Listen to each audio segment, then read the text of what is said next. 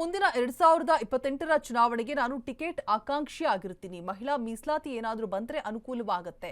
ಅಶ್ವವೇಗ ನ್ಯೂಸ್ಗೆ ವೀಣಾ ಕಾಶಪ್ಪನವರ ಹೊಸ ಬಾಂಬ್ ಸಿಡಿಸಿದ್ದಾರೆ. ಉಪಚುನಾವಣೆ 2028ರ ಚುನಾವಣೆ ದಿಕ್ಸೂಚಿ ಆಗಲಿದೆ.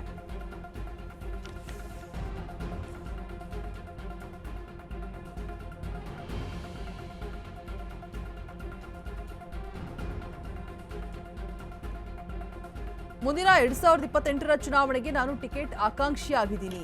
ಮಹಿಳಾ ಮೀಸಲಾತಿ ಏನಾದರೂ ಬಂದ್ರೆ ಅನುಕೂಲ ಆಗುತ್ತೆ. ಅಶ್ವವೇಗ ನ್ಯೂಸ್ಗೆ ವೀಣಾ ಕಾಶಪ್ಪನವರ ಹೊಸ ಬಾಂಬ್ ಸಿಡಿಸಿದ್ದಾರೆ. ಉಪಚುನಾವಣೆ 2028ರ ಚುನಾವಣೆ ದಿಕ್ಸೂಚಿ ಆಗಲಿದೆ. ಹೀಗಾಗಿ ಕಾಲಿನ ಚಕ್ರ ಕಟ್ಟಿಕೊಂಡು ಕೈಪರ ಪ್ರಚಾರ ಮಾಡಬೇಕು. ಸಿಎಂ ಸೇರಿ ಪಕ್ಷದ ಮುಖಂಡರ ಕೆಲ ಜವಾಬ್ದಾರಿಯನ್ನ ನೀಡಿದ್ದಾರೆ. ನನ್ನ ಜವಾಬ್ದಾರಿಯನ್ನ ಅಚ್ಚುಕಟ್ಟಾಗಿ ನಾನು ಮಾಡಿದ್ದೀನಿ. ಕ್ಷೇತ್ರದಾದ್ಯಂತ ಸಂಚರಿಸಿ ಗ್ಯಾರಂಟಿಗಳ ಬಗ್ಗೆ ಮನವರಿಕೆ ಕೂಡ ಮಾಡ್ತೀನಿ. ಜಾತಿ ಅನುಕಂಪ ಸೇರಿ ಅಭಿವೃದ್ಧಿ ಕೆಲಸಗಳೇ ಶ್ರೀರಕ್ಷೆ ಆಗಿರುತ್ತೆ. ಈಗ ಕಾಂಗ್ರೆಸ್ ಗೆಲುವು ಖಚಿತ ಅಂತ ಹೇಳ್ಬಿಟ್ಟು ವೀಣಾ ವಿಶ್ವಾಸವನ್ನ ವ್ಯಕ್ತಪಡಿಸ್ತಾ ಇದ್ದಾರೆ. ಕೆಪಿಸಿಸಿ ಪ್ರಧಾನ ಕಾರ್ಯದರ್ಶಿ ವೀಣಾ ಕಾಶಪ್ಪನವರು ಕೊಟ್ಟಿರುವಂತಹ ಹೇಳಿಕೆ.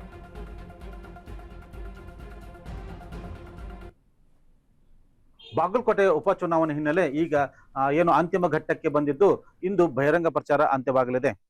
ಈಗ ನಮ್ಮೊಂದಿಗೆ ಏನು ಕೆಪಿಸಿಸಿಯ ಪ್ರಧಾನ ಕಾರ್ಯದರ್ಶಿ ಹಾಗೂ ಕಾಂಗ್ರೆಸ್ ಪಕ್ಷದ ಮುಖಂಡರಾಗಿರುವಂತಹ ವೀಣಾ ಕಾಶಪ್ಪನವರು ಇದ್ದಾರೆ. ಅವರು ಈ ಕ್ಷೇತ್ರದಲ್ಲಿ ಸಾಕಷ್ಟು ಸಂಚಾರ ಮಾಡಿ ಕಾಂಗ್ರೆಸ್ ಪಕ್ಷದ ಅಭ್ಯರ್ಥಿ ಉಮೇಶ್ ಮೇಟಿ ಅವರ ಪರವಾಗಿ ಪ್ರಚಾರ ಮಾಡಿದ್ದಾರೆ. ಬನ್ನಿ ಈಗ ಕ್ಷೇತ್ರದಲ್ಲಿ ಅವರ ಲೆಕ್ಕಾಚಾರ ಯಾವ ತರ ಇದೆ, ಅವರು ಗ್ರಾಮೀಣ ಭಾಗದಲ್ಲಿ ಸಂಚಾರ ಮಾಡಿದಾಗ ಅವ್ರು ಯಾವ ತರ ಒಂದು ಮತದಾರರ ಸ್ಪಂದನೆ ಮಾಡಿದ್ದಾರೆ ಅಂತ ಕೇಳೋಣ. ಮೇಡಮ್ ನಮಸ್ಕಾರ. ಈಗ ನೀವು ಇಷ್ಟು ದಿವಸ ಇಲ್ಲಿ ಗ್ರಾಮೀಣ ಭಾಗದ ಪ್ರಚಾರ ಮಾಡಿದ್ರಿ, ನಿಮಗೆ ಇಲ್ಲಿ ಯಾವ ತರ ಒಂದು ಸ್ಪಂದನೆ ಸಿಕ್ಕಿದೆ? ಕಳೆದ 10 ದಿನಗಳಿಂದ ನಾವೇನು ಪ್ರಚಾರ ಒಂದು ಸಭೆಯನ್ನು ಆರಂಭಿಸಿದೀವಿ. ಒಂದು ಶುರು ದಿನದಿಂದನೇ ಇಂದಿನವರೆಗೂ ಕೂಡ ಬಹಳ ಒಳ್ಳೆ ವಾತಾವರಣ ಕಾಂಗ್ರೆಸ್ ಪರವಾಗಿ, ಬಾಗಲಕೋಟೆ ಆಗಿರ್ಬೋದು, ದಾವಣಗೆರೆಯಲ್ಲಿ ಆಗಿರ್ಬೋದು, ಎರಡೂ ಕೂಡ ಕಾಂಗ್ರೆಸ್ ಪರವಾಗಿರುವಂತ ವಾತಾವರಣ ಇದೆ. ಎರಡೂ ಕ್ಷೇತ್ರದಲ್ಲೂ ಕೂಡ ನಾವು ಗೆಲ್ತೀವಿ ಅನ್ನುವಂಥದ್ದು ಮೊದಲನೇದಾಗಿ ಹೇಳೋದಕ್ಕೆ ಬಯಸ್ತೀನಿ. ಯಾಕೆ ಗೆಲ್ತೀವಿ ಅನ್ನೋದಕ್ಕೆ ವಿಶೇಷವಾಗಿ ಹೆಣ್ಣು ಮಕ್ಕಳಿಗೆ 5 ಗ್ಯಾರಂಟಿಯಲ್ಲಿ 4ರನ್ನ ಹೆಣ್ಣು ಮಕ್ಕಳಿಗೋಸ್ಕರನೇ ಕೊಟ್ಟಿರುವಂತ ಸರ್ಕಾರ ಇವತ್ತು ಕಾಂಗ್ರೆಸ್ ಪಕ್ಷ. ಇಂಥ ನಮ್ಮ ಮಾನ್ಯ ಮುಖ್ಯಮಂತ್ರಿಗಳಾದಂಥ ಸಿದ್ದರಾಮಯ್ಯ ಸಾಹೇಬರು ಕಳೆದ 2013ರಿಂದ 18ರವರೆಗೂ ಕೂಡ ಹೆಣ್ಣು ಮಕ್ಕಳ ಪರವಾಗಿರುವಂಥ ಕ್ಷೀರಭಾಗ್ಯ, ಅನ್ನಭಾಗ್ಯ, ಮನಸ್ವಿ, ಸಾಂತ್ವನ ಈ ಥರ ಸಾಕಷ್ಟು ಯೋಜನೆ, ಮಾತೃಪೂರ್ಣ ಯೋಜನೆಗಳನ್ನ ಜಾರಿಗೆ ತಂದಿದ್ರು. ಈ ಬಾರಿನೂ ಕೂಡ ಇವತ್ತು ಗೃಹಲಕ್ಷ್ಮಿ ಆಗಿರ್ಬೋದು, ಶಕ್ತಿ ಯೋಜನೆ ಆಗಿರ್ಬೋದು, ಆ ಒಂದು ನಿಟ್ಟಿನಲ್ಲಿ ಇವತ್ತು 200 ಯೂನಿಟ್ ಏನು ನಮ್ಮ ಕರ್ನಾಟಕ ಸರ್ಕಾರ ಕಾಂಗ್ರೆಸ್ ಪಕ್ಷ ನಮ್ಮ ಸನ್ಮಾನ್ಯ ಮುಖ್ಯಮಂತ್ರಿಗಳು ಸಿದ್ದರಾಮಯ್ಯ ಸಾಹೇಬರು ಏನ್ ಮಾಡಿದ್ದಾರೆ, 200 ಯೂನಿಟ್ ವರೆಗೂ ಫ್ರೀ ಇರುವಂತದ್ದು ಸಾಕಷ್ಟು ಅನುಕೂಲವನ್ನ. ಎಲ್ಲ ಗ್ಯಾರಂಟಿ ಯೋಜನೆಗಳು ಈ ಸರಿ ಮಹಿಳೆಯರಿಗೆ ನಿಮಗೆ ಎಷ್ಟು ಲಾಭ ಆಗುವಂತ ಅನ್ಸುತ್ತೆ?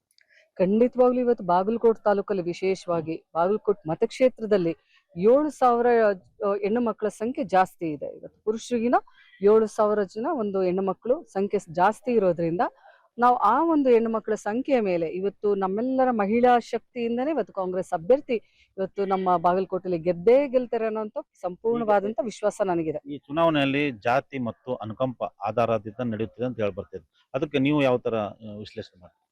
ಖಂಡಿತವಾಗ್ಲೂ ಇವತ್ತು ಎಲ್ಲಾ ವರ್ಗದವರು ಕೂಡ ತಮ್ಮ ತಮ್ಮ ಸಭೆಗಳನ್ನ, ತಮ್ಮ ಸಮಾಜದ ಸಭೆಗಳನ್ನ ಮಾಡಿದ್ದಾರೆ. ನಾವು ಕೂಡ ಇವತ್ತು ಪಂಚಮಸಾಲಿ ಸಭೆಯನ್ನ ಆಯೋಜಿಸಿದ್ವಿ. ಸಾಕಷ್ಟು ಒಳ್ಳೆ ಒಂದು ಎಲ್ಲರ ಒಂದು ಒಪಿನಿಯನ್ ಒಳ್ಳೇದಾಗಿತ್ತು. ನಮ್ಮ ಹಲವಾರು ಬೇಡಿಕೆಗಳನ್ನ ನಮ್ಮ ಸಮಾಜದವರು ಮಾನ್ಯ ಮುಖ್ಯಮಂತ್ರಿಗಳ ಮುಂದೆ ಇಟ್ಟರು. ಮುಖ್ಯಮಂತ್ರಿಗಳು ಕೂಡ ಇವತ್ತು ಸಕಾರಾತ್ಮಕವಾದಂತ ಒಂದು ಪ್ರತಿಕ್ರಿಯೆಯನ್ನ ನೀಡಿದ್ದಾರೆ. ಇವಾಗ ಒಂದು ಕೋಡ್ ಆಫ್ ಕಂಡಕ್ಟ್ ಇರೋದ್ರಿಂದ ಅವ್ರು ಯಾವುದೇ ಕೂಡ ಒಂದು ಆಶ್ವಾಸನೆ ನೀಡೋದಕ್ಕೆ ಸಾಧ್ಯ ಆಗಿಲ್ಲ. ಆದ್ರೆ ಚುನಾವಣೆ ಮುಗಿದು ಬಂದ ತಕ್ಷಣನೇ ನಾನು ವಿಶೇಷವಾಗಿ ಪಂಚಮಸಾಲಿ ಸಮುದಾಯವನ್ನ ಒಂದು ಮೀಟಿಂಗ್ ಅನ್ನ ಕರೆದು ನಾವೇನು ಬೇಡಿಕೆಯನ್ನ ಇಟ್ಟಿದೀವಿ ಅವೆಲ್ಲವೂ ಕೂಡ ಪೂರ್ಣಗೊಳಿಸುವಂತ ಕೆಲಸ ನಾವು ಮಾಡ್ತೀವಿ ಅಂತೇಳಿ ಮಾನ್ಯ ಮುಖ್ಯಮಂತ್ರಿಗಳು ಹೇಳಿದ್ದಾರೆ. ಬಿಜೆಪಿ ಪಕ್ಷದವರು ಪಂಚಮಶಾಲಿ ಸಮಾಜದ ಮುಖಂಡರನ್ನು ಕರೆದು ಅವರು ಒಂದು ಸಭೆ ಮಾಡಿದ್ರು. ಈಗ ಮಾಜಿ ಮುಖ್ಯಮಂತ್ರಿ ಜಗದೀಶ್ ಶೆಟ್ಟರ್, ಬೊಮ್ಮಾಯಿ ಅವರು ಈ ತರ ಸಾಕಷ್ಟು ಬಂದು ಇಲ್ಲಿ ಪ್ರಚಾರ ಮಾಡಿದ್ರು. ಈ ಆ ಕೌಂಟರ್ ಸಲುವಾಗಿ ಈ ಸಿಎಂ ಅವರು ಇವತ್ತು ಪಂಚಮಶಾಲಿ ಮುಖಂಡರು ಸಭೆ ಕರೆದಿದ್ದಾರೆ ಅನ್ಸುತ್ತೆ. ಖಂಡಿತವಾಗ್ಲೂ ಆತರ ಏನಿಲ್ಲ. ಇವತ್ತು ಯಾರಿಗೂ ಕೌಂಟರ್ ಕೊಡುವಂತ ಅಗತ್ಯ ನಮಗಿಲ್ಲ.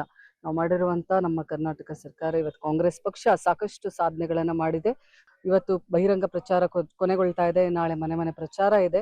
9ನೇ ತಾರೀಕು ವೋಟಿಂಗ್ ಇರೋದ್ರಿಂದ ನಾವೆಲ್ಲರೂ ಆ ಚುನಾವಣಾ ಒಂದು ಪ್ರಚಾರ ಏನು ಮನೆ ಮನೆ ಪ್ರಚಾರ ಮುಗಿಯುವವರೆಗೂ ಕೂಡ ಸಂದಿಗ್ಧರಾಗಿ ನಮ್ಮ ಅಭ್ಯರ್ಥಿಯನ್ನು ಗೆಲ್ಲಿಸುವ ನಿಟ್ಟಿನಲ್ಲಿ ಕೆಲಸ ಮಾಡ್ತಾ ಇದ್ದೇವೆ. ಅದ್ರ ಬಗ್ಗೆನೇ ನಮಗೆ ಈಗ ಆಲೋಚನೆ ಇದೆ. ಮುಂದಿನ ದಿನಮಾನದಲ್ಲಿ ಅದ್ರ ಬಗ್ಗೆ ಚರ್ಚೆ ಮಾಡೋಣ. ಧನ್ಯವಾದಗಳು. ಧನ್ಯವಾದ. ಇದು ಏನು ಕೆಪಿಸಿಸಿಯ ಪ್ರಧಾನ ಕಾರ್ಯದರ್ಶಿ ಆಗಿರುವಂತಹ ಶ್ರೀಮತಿ ವೀಣಾ ಕಾಶಪ್ಪನವರ ಅಭಿಪ್ರಾಯ. ಆನಂದ್, ಅಶ್ವವೇಗ ನ್ಯೂಸ್, ಬಾಗಲಕೋಟೆ.